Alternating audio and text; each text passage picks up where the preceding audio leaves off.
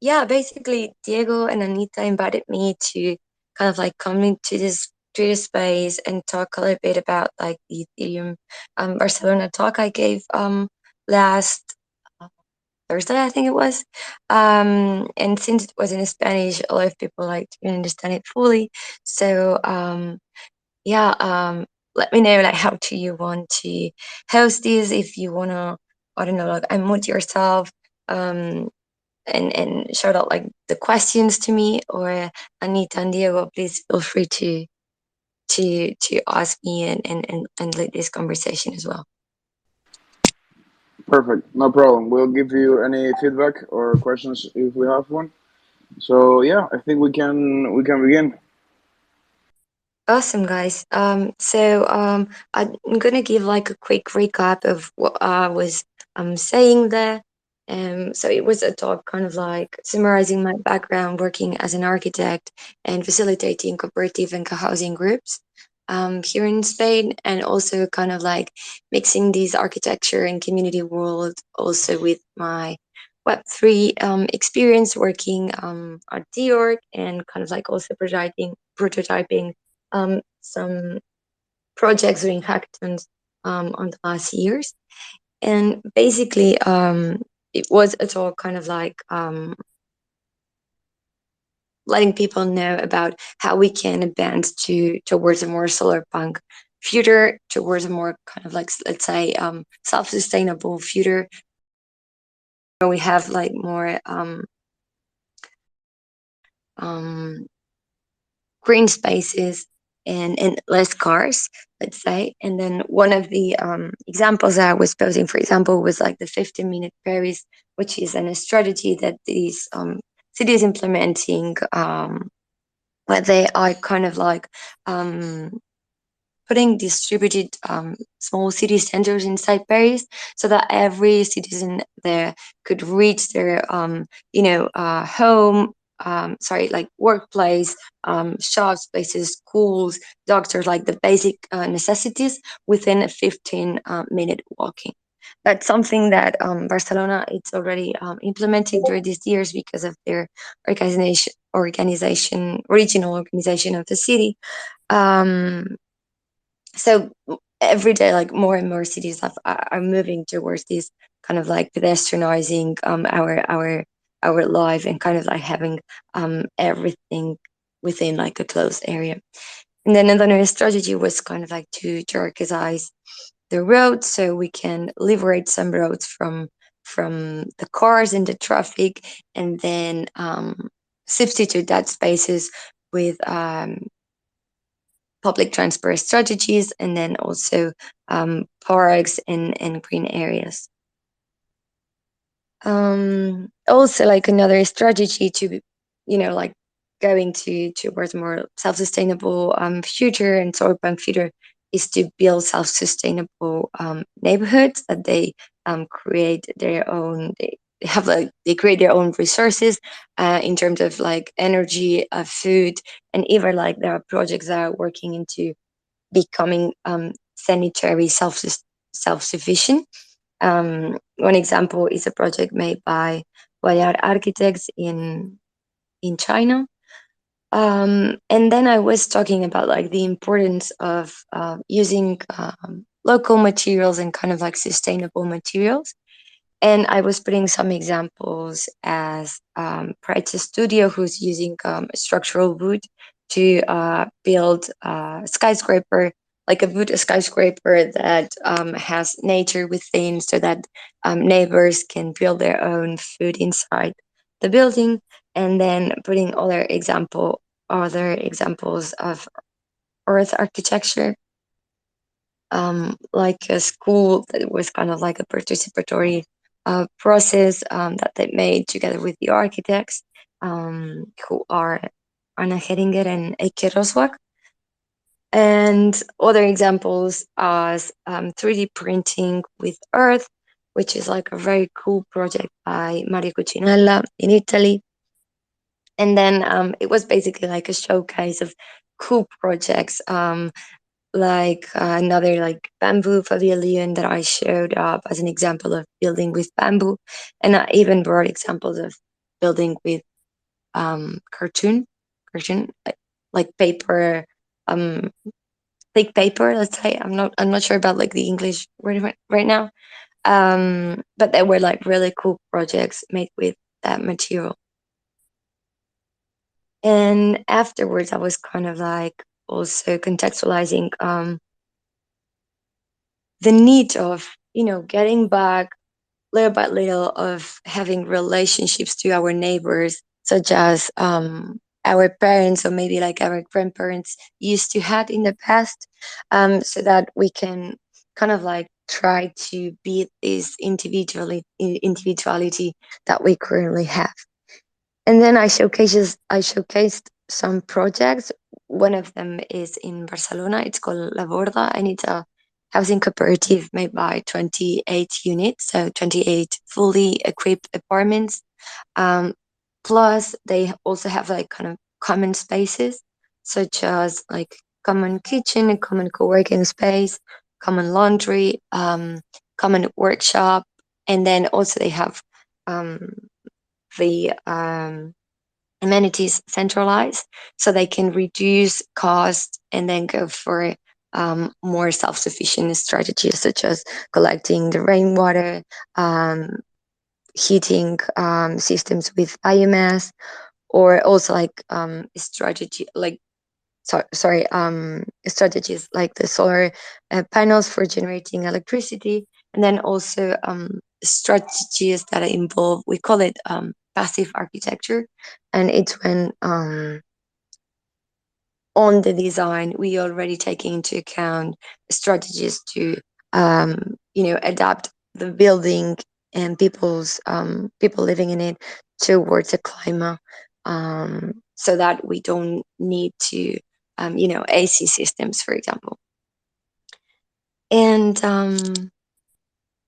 yeah, basically, I also showcased like some learnings that I've detected that we could implement in DAOs, from my experience in housing, and some of them I'm sure that it will resonate because, like flat hierarchies, then also like the organizational structure around like having a central assembly, and then a group of guilds that are reporting the most important stuff to the central assembly.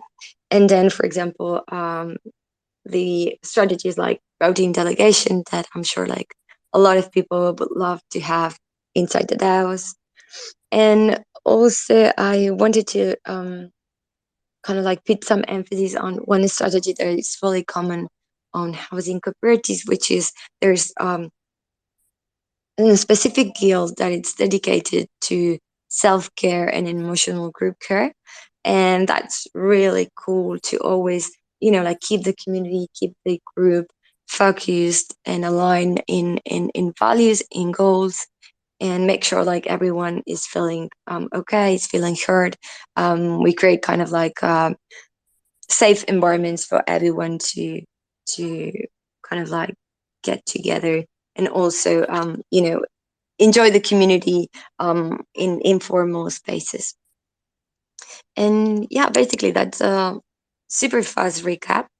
But please feel free to ask me questions if you have, or whatever you feel like. Yeah, well, I have a question, so I'm going to ask it. Sorry for the host because I'm speaking first. But well, yeah, first, Clara, congrats because I know your talk was such a success at the Barcelona. And well, I wanted to ask you like about some of your personal experiences, like what was that that motivates you to start working to create these collaborative communities, and also I wanted to know if you're currently working on those type of projects and how's like your experience in it. Yeah, thank you. So yeah, I started like kind of like in the communities architecture or intentional communities, because I was working in still continue to collaborate in a studio, that we make really cool stuff in my opinion. And by that I mean like self-sufficient homes that are really integrated into landscape and have like a really close interaction with nature and are fully independent from the system.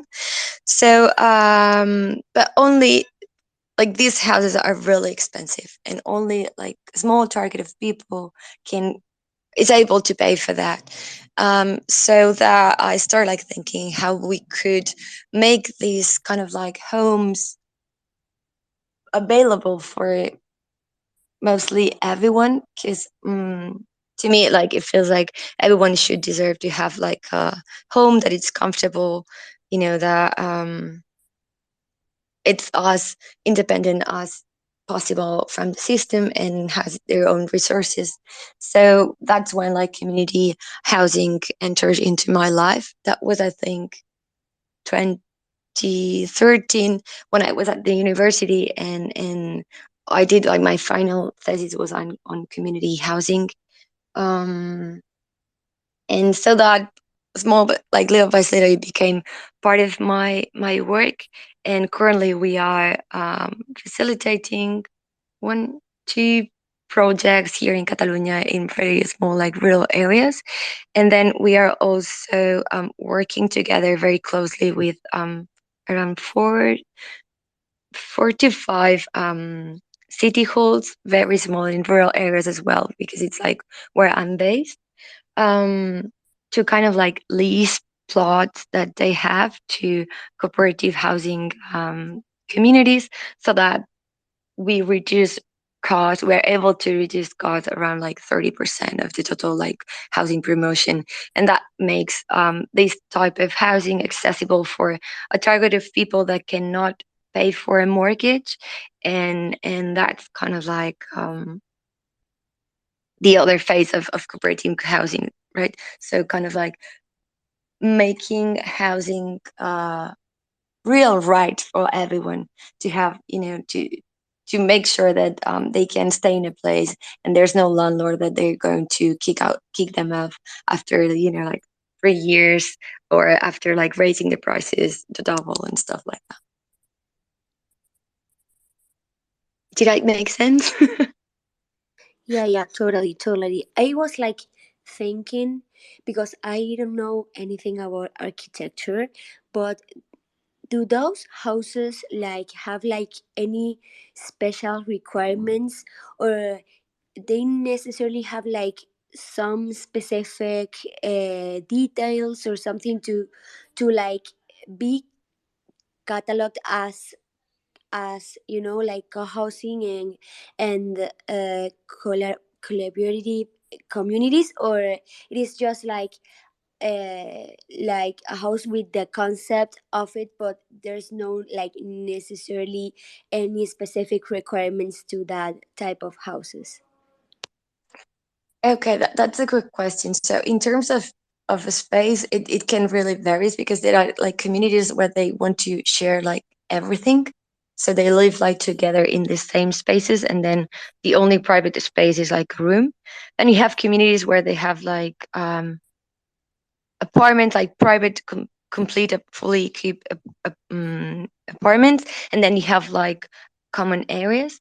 And then you have like buildings that look like any kind of like block apartments, where there are not any kind of like shared space. It's just like the legal entity that it's behind this group of people, that it's kind of like tagging the neighbors as a community. So I would say it really depends on how shareable do you want to have like the spaces. And then it's always like the legal entity that kind of like bonds people together into collaborative housing, co-housing, co-living, whatever you wanna design with a group of people. Oh, okay, okay, I see. And now, like, I was wondering, for example, if I want to apply to one of these communities, what should I do? For example, in Barcelona. Like, Mhm. should I like sign in an a state initiative or something like that? Yeah, it's a great question. So what happens right now is like this strategy, like this cooperative housing has started, I would say, like 4 years ago, something like that, and they started well, like being mainstream. Like Catalonia has already like a long story with cooperative and cooperative movements, but they are right now kind of like becoming mainstream because there's a huge need for affordable housing and stable housing currently in Barcelona. Like there are super long waiting lists to enter to these spaces, and what people is doing is kind of like self-organizing themselves again, like meeting in this waiting list, self-organizing themselves to create from scratch new cooperative housing, um, to be able, right, to provide themselves for this public good. So basically, what you need if you want to start like one of these projects, or if you want to participate one of these projects, or you like know a group of people, like for example like a group of friends that you want to like start from scratch this, or either you go to a specific associations that kind of like bringing people together and facilitating these processes. And in these processes that are kind of like a little bit long, they are like mainly for, let's say, legs that sustain the process, and or like steps that you need to accomplish. So one is like the group of people. The second one would be like the place location, whether if it's like an existing building or a plot that you have to build from scratch. Then the third one is like the financial model. So like knowing if you'll need to ask for financial help, and to whom are you going to ask it, and if it's going to be available for you, because there are like some requirements. And then lastly is a group of professionals that here we include like architects, we include economists, financial advisors, we could include as well legal professionals, and also kind of like let's say facilitators or group people that can kind of like psychologists and stuff like that, that could take care of the group itself. So yeah, like summing up really quickly, these are kind of like the main steps. Oh, okay, okay, cool. Well, now I have like one more question, and it's like those like communities and houses are like self-sustained. Like, can you give us like an example of that sustainability? Maybe, for example, in the water system or the electricity, like how it is, self-sustained as a community. Yeah, sure. So we talk about like self-sustainable buildings when we can almost off-grid ourselves from the network of amenities, let's say water, electricity, gas, and Wi-Fi, telephone, stuff like that. And mainly we can achieve that. One, as I was saying, is with passive architecture strategies, so that we implement some design principles that are going to prevent us from using AC, for example. And here in Spain or in Mediterranean countries, we can think about the strategies like protecting us from the sun in the south facade, for example, or putting small windows on the north facade, or insulating the building so that we make sure that we retain the heat in winter, and we don't let the heat from the summer come inside the house, right? So we are always creating this kind of like cooler space and comfortable space inside. Apart from that, we can implement kind of like machines, let's say, that help us create energy, such as solar panels, let's say, or we can also like, I don't know, like implement um, wind electricity generators on the rooftop, let's say. Another strategy is kind of like collecting the water from the rain, because it's like a scarce resource, and then reuse it, for example, for the WC, like the toilet, and or for I don't know, like watering the plants, let's say. Another strategy could be like to reuse the water from from the shower to the toilet as well. So we're kind of like always using these resources and being independent from the main net, let's say. And yeah, and then we have like heating systems such as biomass. We can have like I don't know, like we use like old systems such as like the fireplaces, but the ones that are kind of like we call it let me find the word in English, but kind of like sorry, I don't find it, but the fireplaces that work really well and don't spare energy in the house.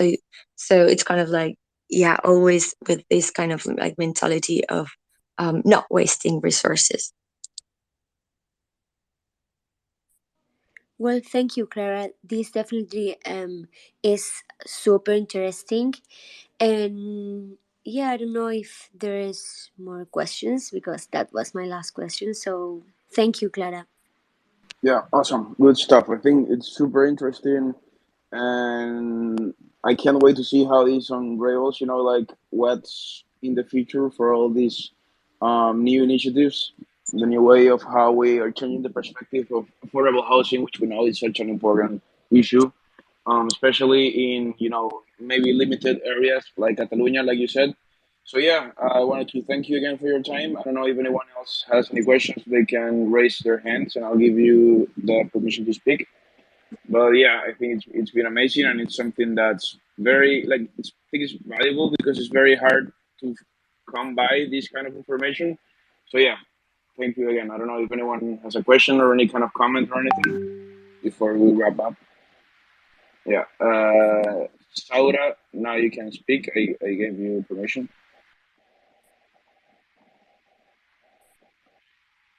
My name is Jose. I live in Barcelona too, and I've been in here in Barcelona, and I saw Clara like talk and that. And my question for Clara is how. I mean, I love all the communities. I've been digging around La Borda and communities like that. And my question is, how can front end developer as me, for example, can contribute to the community? And I don't know, things, ways to get involved in that kind of communities. I would love to know. Thank you. That's an awesome question because I think this housing world, it's kind of like really far from the collaborative approach that we have at the Web3 space. And also like there are like some issues on coordination between different cooperatives. So I would say like it's tough, especially because people are not tech savvy, or like they try to use like the less technology as possible. So we always like kind of like have issues when we start like using a drive or having like online calls, because like people ranges from 70, 80 to 30 years, and there are like really different like targets relating to tech. But I would say like there are a lot of communities on the Web3 spaces relating to housing that need help from developers. So I'm happy to, I don't know, like give you a list of them, or keep having like conversations to see how we can collaborate together, or I don't know, whatever the future comes. Sure, let's do it. Uh, Awesome. I don't know if anyone else has one last question. The space was scheduled for from 7:30 to 8 at least on Central on European time. So yeah, I think we can start wrapping. Thank you everyone for coming, especially Clara, obviously for your time. Like I mentioned, it's super exciting stuff. So yeah, for those who will be listening to the recording, just make sure that if you have a comment or a question, you can always hit us up at our Discord channel, and we'll be sure to answer and give you any assistance or any information that you need. So yeah, thank you, thank you, Clara. Thanks everyone, and have a great Thursday. And if you have any questions and you come up with something later, our DMs are always open. If you want to participate and host one of these spaces, we're also always open to any opportunities to give our platform for cool stuff like this. So yeah, have a good evening and see you soon. Awesome. Bye. Thank you for having me. Bye. Thank you, Clara.